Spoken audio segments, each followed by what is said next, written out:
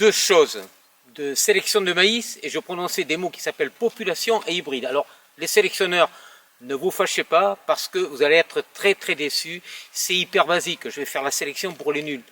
Et ceux qui sont convaincus qu'ils ont une population multicolore qui est la meilleure et la plus belle du monde, ne soyez pas déçus non plus, gardez votre opinion, à mon avis elle est fausse, mais c'est pas ça non plus une population, un truc complètement multicolore.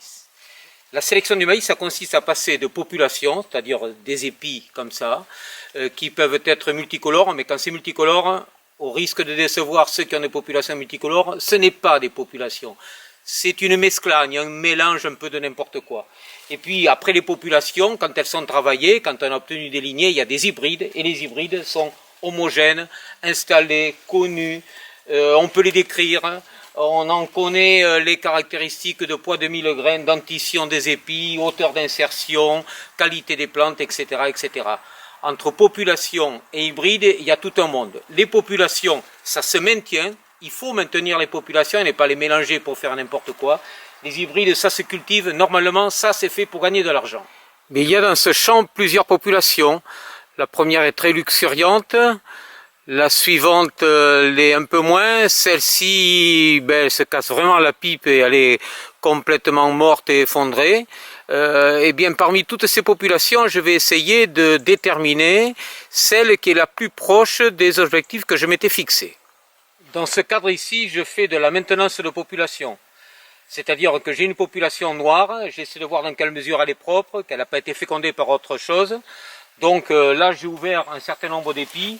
Ils paraissent tous à peu près corrects, mais on voit qu'il y a encore des traces de fécondation extérieure. Donc ça, ce sont des plantes hors type qui ne correspondent pas à la description idéale que je me fais de cette population. Et donc celle-là, eh bien, elle va être retravaillée. Je vais éliminer cette plante, mais elle avait été castrée, elle avait déjà un aspect différent au départ. Celle-ci me paraît homogène, celle-là aussi, ça me paraît correct, ces épis me paraissent corrects. Donc je vais faire comme on faisait autrefois, c'est-à-dire garder des épis qui correspondent exactement à l'objectif suivi. Je voulais des grains qui étaient noirs, avec de la farine noire, qui tenaient à peu près debout. Et bien c'est celui-là que je vais continuer à maintenir comme on le faisait autrefois, avec une variabilité génétique très importante, mais avec moins de rendement, mais des caractéristiques de grains qui sont ceux que je recherche. Elle n'est pas encore parfaitement installée.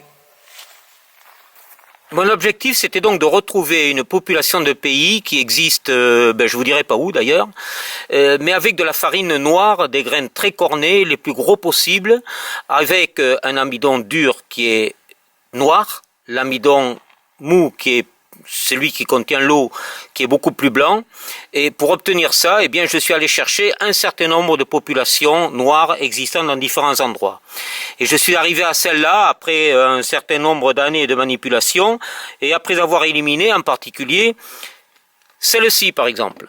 Celle-là, elle ressemble étrangement à la précédente, mais elle avait à mon goût, qui me gênait beaucoup, des grains qui étaient dentés et qui me donnaient la preuve que j'étais sur un mélange de populations et donc je ne pouvais pas qualifier ça de population parce que il y avait des origines génétiques très différentes et très marquées sur ce type de grains.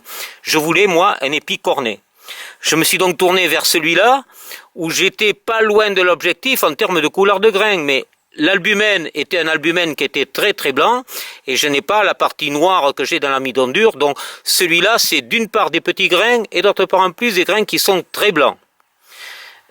Et au départ, on m'avait même proposé ça, qu'on avait qualifié de population mais qui n'en est absolument pas une. À partir du moment où on a un maïs qui est coloré, avec différentes couleurs, avec des grains dentés qui côtoient des grains cornés, bon, on a un truc sympathique pour faire des bouquets, mais qui n'a vraiment aucune utilité et qui serait vraiment prétentieux de qualifier de population. Celle-ci est par contre une population qui est pratiquement propre, c'est-à-dire que toutes les plantes sont sensiblement équivalentes, il n'y a pas de traces de fécondation extérieure. Je l'ai gardé en auto-fécondation, toutes les plantes se sont croisées entre elles, et j'ai tous les épis qui sont sensiblement identiques, anthocyanés, un peu rosés, quelques grains clairs, mais c'est une population qui est très homogène et que je considère maintenant parfaitement maintenue. Alors, on peut toujours mieux faire, mais ça c'est une population qui est vraiment dans son jus, telle qu'elle devait être au départ, telle qu'elle a été décrite par les anciens. Je vous dirai pas ce que c'est par contre, ça c'est mon petit secret et quand elle sera redistribuer, redonner à l'INRA ou à ceux qui s'occupent de la maintenance de ces populations, eh bien je leur dirai où je suis allé la chercher, et j'ai mis une petite dizaine d'années pour arriver à maintenir cette population et en faire quelque chose d'à peu près homogène. Voilà. Ici on est dans le cadre d'un hybride inscrit au catalogue. Donc il est achetable par n'importe quel agriculteur. Il est distinct, c'est-à-dire qu'il est très caractéristique et différent des autres hybrides, tant par la hauteur d'insertion d'épis, hauteur de plante, type de coronaire, type d'insertion d'épis, dentition des grains, nombre de rangs autour de l'épi. Donc tout ça, ce sont des valeurs qui sont parfaitement connues, parfaitement établies. On peut le décrire. Il est stable, il est issu du croisement entre deux lignées pures, et donc on a un hybride avec toutes les plantes sensiblement identiques, certes certaines insérées un peu plus haut, d'autres un tout petit peu plus bas, mais on est là en production sèche, et si jamais on reprend ces grains et qu'on les ressème, eh bien on va retomber très rapidement vers l'un ou l'autre des deux parents, c'est-à-dire on va perdre cette valeur hybride, cette valeur hétérosie, ce qui fait que l'on a tout le rendement avec des hybrides modernes qu'on peut acheter sur le marché. Voilà.